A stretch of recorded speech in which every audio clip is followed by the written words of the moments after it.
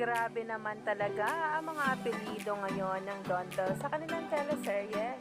Kung dati si Bel Mariano ang gumamit ng Pangilinan, ngayon kaya si Donnie naman. Yan na nga ngayon ang pinag-uusapan ng maraming netizens at mga bula. Lalo pa nga ang bagong post na kung saan ay nagpa-trending na nga agad-agad. Kaya naman, sabay-sabay nating tingnan at alamin ang mismong magiging pangalan nila sa kanilang role sa Can't Buy Me Love ni Donnie Pangilinan at Bel Mariano, na ngayon nga ay trending na.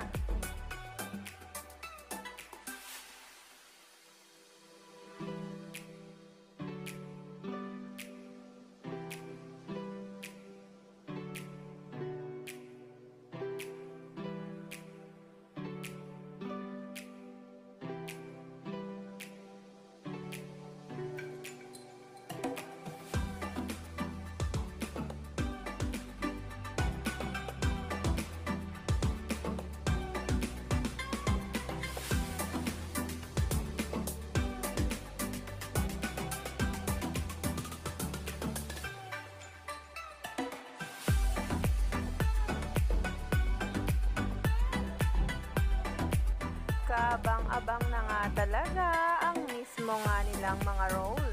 Lalo pa nga't mas nakaka-excite ang bawat eksena ngayon sa kanilang mga taping. Kaya naman, stay tuned lang tayo for more updates tungkol mismo kay Donnie Pangilinan at Bel Mariano.